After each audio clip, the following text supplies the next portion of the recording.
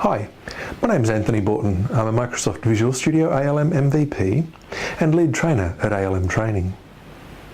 This is an overview video to introduce you to one of our courses, TFS 2010 for administrators. This is a course designed for IT professionals or team members that are responsible for looking after and maintaining your team's TFS server. The prerequisites for the course: you should have had some experience installing server operating systems and server products, perhaps like SQL.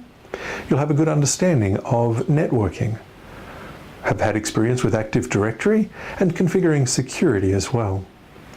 The format of the course is an instructor-led course, and at the end of each module there'll typically be hands-on labs and exercises designed to reinforce the core concepts and principles that have been covered during that module.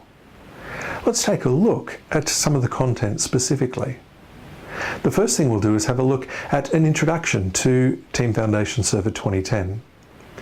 We'll go through the architecture of the TFS server product, look at installing and configuring prerequisites, because that's the number one cause for any TFS installation failure.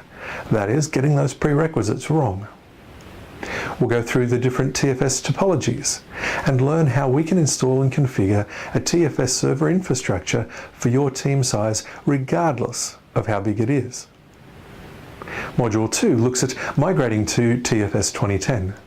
We'll go through an overview of the migration options. We'll look at how we can migrate from Visual SourceSafe and other products. We'll also compare and contrast the ideas of migration versus in-place upgrading. Our third module looks at managing TFS instances.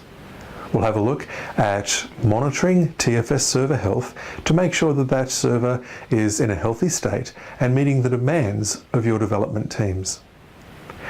We'll have a look at implementing different options for providing external access to that TFS server for distributed team members, and also the importance of backing up and restoring and how we can do that with a TFS server infrastructure. Module 4 is creating and managing team projects. As an administrator, you'll need to understand what a team project is. We'll move into team project collections and have a look at various settings that are made at the collection level versus at the team project level. You'll also see how you can delete team projects. The fifth module tends to be one of the most significant for us. It is a look at security and permissions in TFS. In my experience, that's the number one support call for any organisation working with TFS. That is, we can't access something, or one of our team members is getting a little red cross in the Team Explorer, those kinds of things. It is also probably one of the most misunderstood things for any organisation using TFS. We'll do an overview of TFS security, how you can configure role-based security in the product, and then how you can make some very fine-grained permission settings and choices in TFS in a large number of locations. The next topic sees us looking at work items. We'll do an overview of work item tracking and see how we can create custom work item queries and basically make it as easy as possible for our team members to find the work items they want to work with. The next module looks at source control configuration. We'll see how we can create source control folder structures. We'll look at setting up and managing workspaces. We'll understand branching and merging, have a look at some TFS command line utilities, and finally look at backward compatibility using Microsoft's MISCI provider. The next module looks at managing our process templates. It'll introduce the basics of template customization. You'll learn how to add new fields to work items, how you can create new work item types, and how you can add queries and reports to the process template, so these will be created for any new team projects created using your customized template. The next module looks at reporting. We'll get a good understanding of our reporting architecture. We'll talk about the data warehouse and the OLAP cube and find out what information is available to us.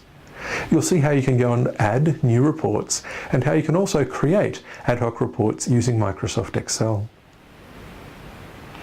Team Build is the next topic, where we have a look at installing and configuring our build infrastructure. You'll see how to go and install build controllers and build agents for, according to best practices. You'll understand build workflow. We'll also have a look at how we can add custom steps and activities into that build workflow. Finally, we look at useful third-party tools. These are the power tools from Microsoft, as well as some very, very useful third-party tools you may wish to look at. So where to from here? Have a look at the ALM Training website at www.almtraining.com. This course is presented or delivered through our partner QuickLearn in both the United States and across Europe.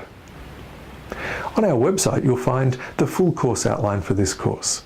You'll see a worldwide training schedule for where and when this course is available. You can also request on-site training so that we can come into your organisation and deliver this course specifically for you. And while you're at ALM Training, make sure you find a couple of minutes to look at our other courses that are available to you as well. Thank you.